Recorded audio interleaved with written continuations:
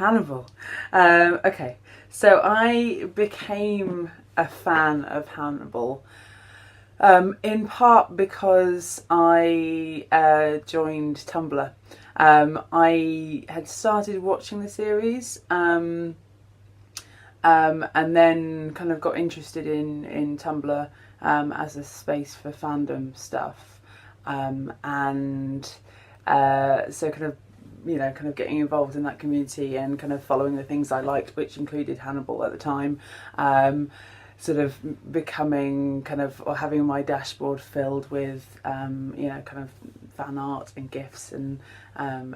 meta and stuff, but when was really important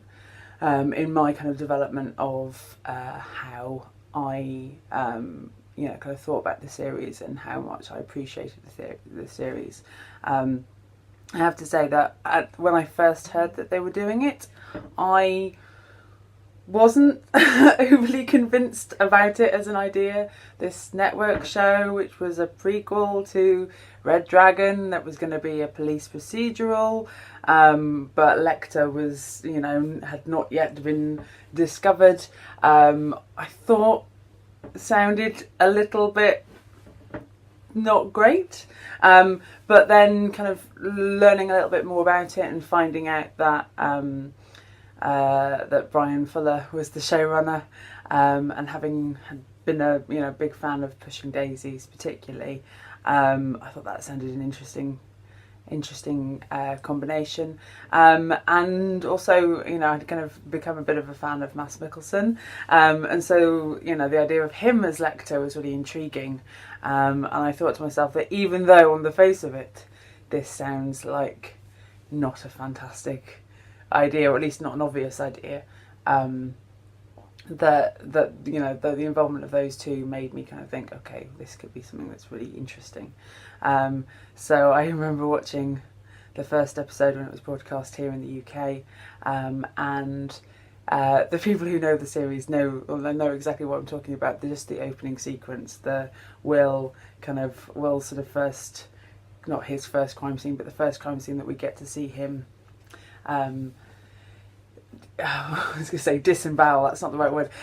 dissect and kind of relive, was so stunning and so beautiful, and so intriguing, that I was, by the end of that I thought, okay, whatever this is, I'm here for it. So yeah, it was just such a stunning thing. So that's kind of how I became a fan of Hannibal.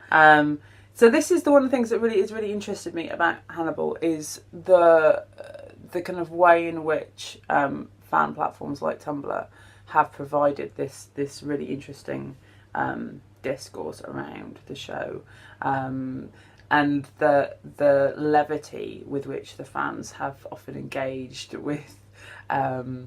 the show itself has been really interesting. So, kind of started off with the whole, not started off, but kind of co-opting kind of fan practices from other places, like the photoshopping of flower crowns on, kind of screen caps, and how that was embraced by Brian Fuller and other members of the cast through, kind of having flower crowns and then kind of taking pictures whilst on set and then posting them on Twitter and stuff.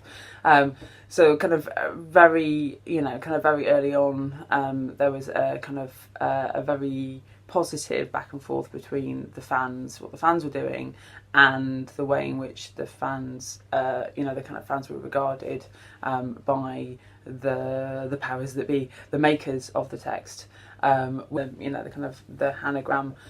narrative arc, but even just the inclusion of fan, fan terms, like in season 3, it was actually a line from Freddie Lowndes, who called Hannibal and Will murder husbands, which of course is a fandom term. So again, it's that that kind of affectionate employment of those terms, and that that interaction, which has been hugely important, I think, in kind of gaining Hannibal this kind of peculiar status. So my favourite parts of Hannibal, oh my word, where do I start? Fannibal community is wonderful and lovely, and in terms of my aca-fandom, that, you know, I have often, in all of the things that I've kind of done, I have involved them every step, not every step of the way, but I certainly have kind of gone on Tumblr and said, hey, you know, Fannibals, I'm doing this thing, can you help me? And kind of often asked for kind of contributions and answers to questions, and you know, the kind of certain members of the community who have kind of helped me get that message out to people have been really, really helpful, and I'm very grateful to them. I've done, you know, kind of Skype interviews, and I've done, you know, kind of different other things as well, which has really sort of helped me understand how these, you know, these fans have, you know, myself included. It's been really useful to kind of feel like I've always felt as a fangirl that I was sort of slightly on my own, particularly in the kind of pre-internet era, that the things that I think in my head and the way I respond to texts are slightly maybe unhealthy, maybe I'm not the most normal person in the world. And I think